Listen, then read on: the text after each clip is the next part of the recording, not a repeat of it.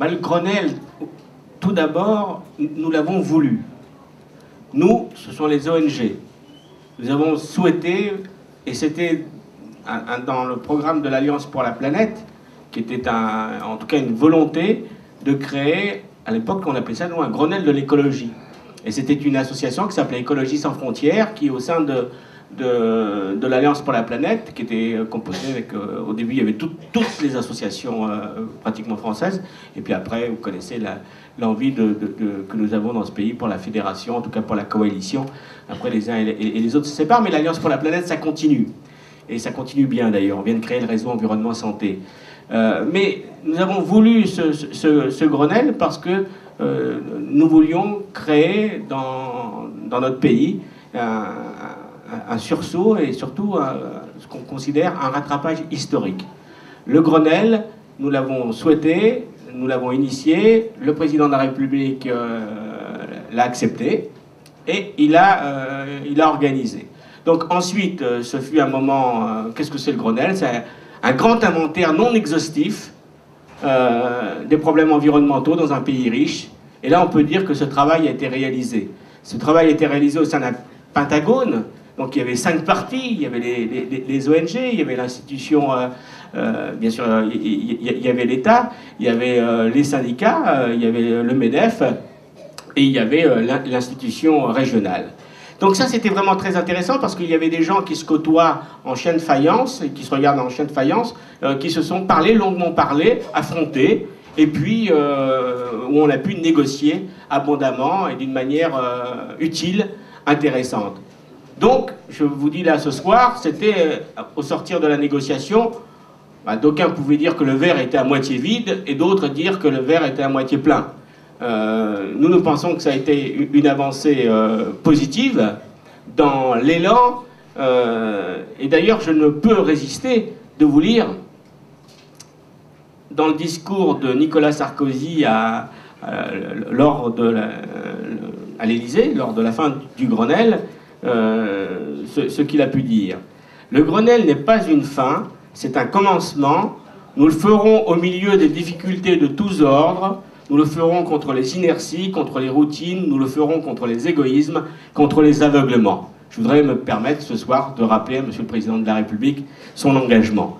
Parce qu'aujourd'hui, eh bien, il y a ce qu'on appelle l'inertie, parce que s'il y avait quelque chose à refaire dans la négociation du Grenelle, c'est, je crois, mettre en amont la représentation parlementaire. Parce que là, cela a manqué. Parce que maintenant, nous sommes passés dans le tamis parlementaire et à chaque fois, il y a réduction, érosion, oubli. Et donc là, nous sommes obligés de revenir à la charge. Mais, je le répète, le spectre environnemental est tellement vaste que nous n'allons pas nous plaindre d'avoir gagné, ici et là, des points substantiels dans le domaine de la progression écologique dans notre pays. Cela n'est pas suffisant. Le Grenelle n'est pas une fin en soi. Le Grenelle n'est pas une panacée. N'est pas la panacée. Le Grenelle est un début. Et ce début, je dirais, de ce rattrapage historique par rapport aux pays du Nord dans le domaine écologique, il faut qu'il soit, en tout cas, il faut qu'il engrange l'engagement d'une population. Une population, et ce n'est pas simplement des ONG, des organisations non gouvernementales ou d'autres associations, c'est l'engagement d'un peuple, d'un pays, qui a envie de dire que nous voulons vivre autrement, que nous avons envie de transmettre à nos enfants une planète vivante, que nous avons envie d'avoir une santé respectée par les biens de consommation que nous dévorons, pour certains, à outrance. Nous avons envie de passer de la civilisation du jetable à la civilisation du durable. Et ce n'est pas simplement le Grenelle qui fera cela. C'est nous tous, ici. Alors, c'est vrai qu'il faut un pays avec une législation qui nous permette d'avancer. Il faut pousser. Il faut pousser, et nous avons absolument besoin de vous. C'est ça la démocratie. Vous n'avez pas le sentiment, justement, que la crise et les préoccupations qu'elle met au premier plan remettent en cause cette volonté de pousser dans le sens que vous venez de décrire? Alors, sur la crise, j'aimerais, je l'ai dit ce matin devant Michel Papalardo, donc je vais me répéter, mais sur la crise. Alors, il y a quelque chose quand même de très amusant sur la crise. Il y a quand même quelque chose d'amusant. C'est que nous, les écologistes, on nous a accusés très longtemps d'être anxiogènes. Combien de fois dans les médias on m'a dit « pouvez pas être un peu moins anxiogène, un peu moins culpabilisateur. C'est vrai, vous utilisez beaucoup le syndrome de l'angoisse, vous les écologistes, donc vous ne pouvez pas être coco, soit positif. Depuis le mois de septembre, on assiste à quoi? Tous aux abris, derrière les sacs de sable. Tous les soirs à la télévision, on voit les plans sociaux dévaler le journal télévisé. Et là, s'ils ne sont pas anxiogènes, les médias, ils nous préparent à quoi? Ou à la docilité de la Grande Dépression tant annoncée, ou tout simplement, il y a un désarroi. Ce que je sache, la crise, ça fait longtemps qu'il y a 5 milliards d'individus qui vivent dans la crise sur la planète. Donc là, il y a des hommes qui ont joué à l'économie mondiale à la roulette russe. Cela suffit. Cela suffit. Donc vous et moi, nous ne sommes pas responsables de cette crise financière. Nous ne le sommes pas. Donc maintenant, il faut établir les responsabilités, se laisser aller, parce que quand même, on dévore les matières premières sans vergogne, et soudain, on a dévoré le capital des banques, on ne sait pas comment. On est obligé, j'ai découvert que les États-Unis devenaient socialistes, qu'on nationalisait à tour de bras, c'est formidable. Et pendant ce temps-là, nous avons une planète qui, dans le domaine là de la banque, du vital, qui est notre biodiversité, érosion à tout va. On dit qu'on vit un monde fini, mais on ne s'en aperçoit pas, puisqu'on veut en permanence la croissance. La croissance de quoi? L'accélération vers une fin annoncée. Nous voulons simplement vivre dignement sur cette planète. On a envie d'emploi, certes, mais pourquoi faire? Pour ce monde du gaspillage dans lequel nous sommes vautrés, il est temps de faire autre chose, autrement. Voilà. Alors si le Grenelle peut nous servir à cela, on a mis le pied dans la porte. Nous avons mis le pied dans la porte. Maintenant, il faut pousser la porte avec nos épaules. Merci. Donc,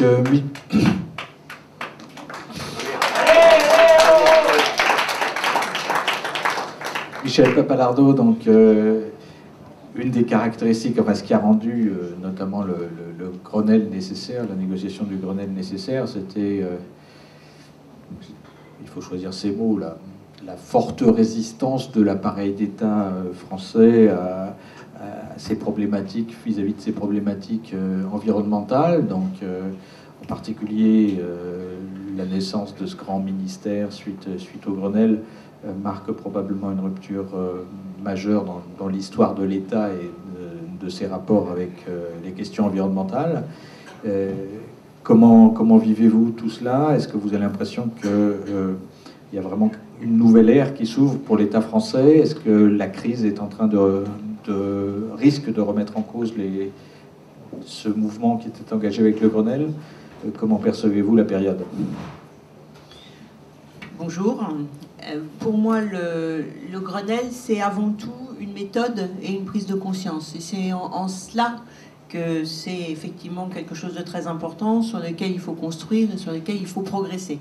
Je dis méthode, Serge l'a expliqué, on a effectivement réuni autour d'une table, ou de plusieurs tables d'ailleurs, parce qu'il y avait plusieurs groupes de travail, ce qu'on appelait 5 collèges, pas les élus parlementaires, mais les autres élus, les élus locaux, les entreprises, les syndicats, les ONG et l'État, qui d'ailleurs était dans une situation un peu bizarre, parce que c'était quand même la première fois qu'on mettait l'État dans cette situation-là, c'est-à-dire de se dire, on ne sait pas sur quoi on va sortir, mais on va se réunir et on va voir ce qu'on peut faire ensemble. C'est pas les pratiques habituelles, et c'est en cela que je dis que vraiment le Grenelle, en tout cas vis-à-vis de l'État, c'est quelque chose de très particulier, de vraiment révolutionnaire.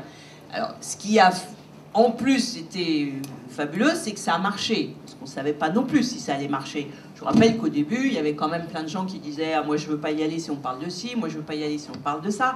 Bon, au bout du compte, on a mis effectivement 2-3 sujets de côté, en se disant quand même on veut y aller, donc on va quand même essayer.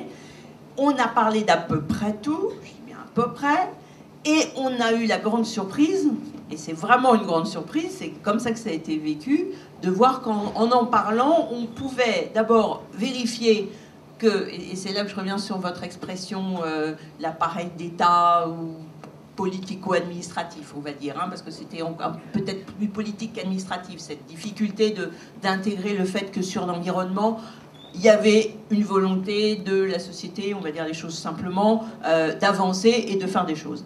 C'est ça qu'a permis de montrer le Grenelle, hein, puisqu'on s'est aperçu qu'en mettant ensemble tous ces gens très différents, ils étaient d'accord pour travailler, ils étaient à peu près d'accord sur les difficultés et sur le diagnostic, et qu'en plus ils arrivaient à se mettre d'accord sur les engagements qu'ils voulaient tenir.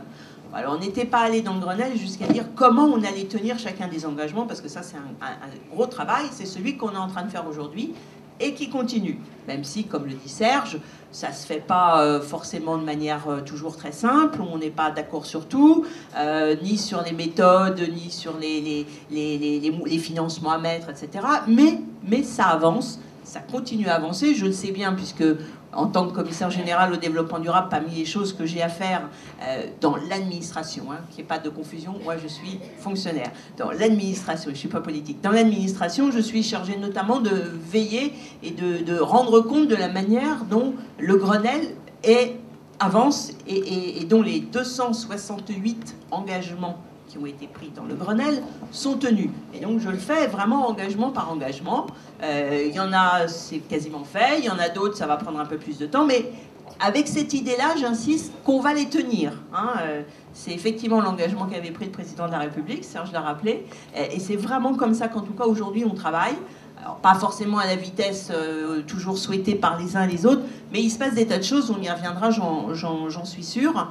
Il y a des moyens budgétaires qui ont été mis sur la table, il y a des changements fiscaux très importants qui ont été votés en fin d'année dernière pour le budget d'aujourd'hui, et puis il y a des lois, il y a des règlements, et il y a surtout une prise de conscience, y compris dans l'administration et dans le monde politique, qu'on ne peut pas revenir en arrière, et pour moi, c'est vraiment la chose la plus importante de ce Grenelle. Alors, justement, la crise, puisque vous vous envoyez là-dessus, la crise, est-ce qu'elle nous fait reculer sur le sujet?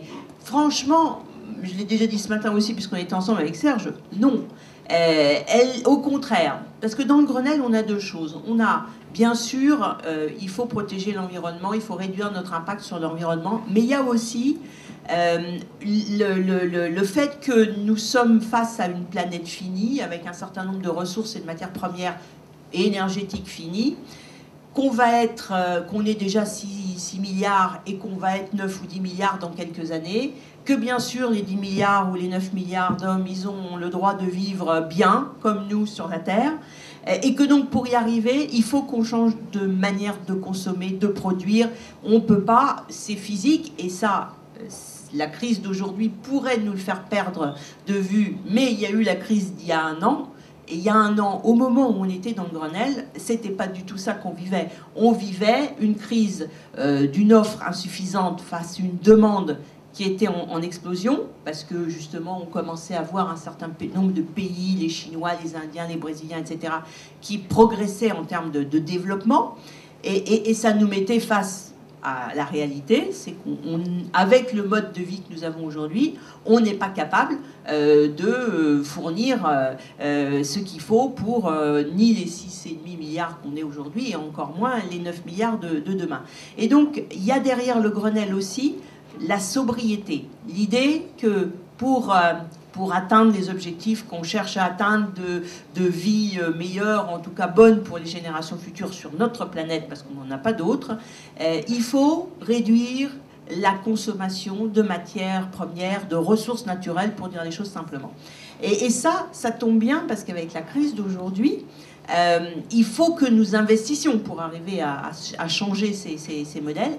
Et même avec la crise d'aujourd'hui, c'est-à-dire même avec des prix qui ont baissé, qui pourraient nous faire perdre de vue la problématique de la sobriété, moi ce que je constate aujourd'hui, c'est qu'au contraire, on continue à investir pour réduire demain, quand la crise sera finie, parce qu'heureusement elle aura une fin, pour réduire nos consommations d'énergie, nos consommations de matières premières, etc. Et je pense, mais vous êtes mieux placé que moi pour le dire, mais en tout cas moi tous les sondages que je vois et toutes les réactions que je vois, c'est que du côté des citoyens, ils ont bien compris le message, ils ont bien compris ce qui se passait il y a 1 an, ils ne l'ont pas oublié, ils continuent à vouloir progresser en matière donc de sobriété et de protection de l'environnement, et les politiques qui ont été quand même très marquées par le Grenelle, heureusement qu'on l'a fait, sont toujours dans cette dynamique-là. Bon, même si, bien sûr, il y a des problèmes de financement, il faut trouver l'argent, etc. Mais ça fonctionne quand même.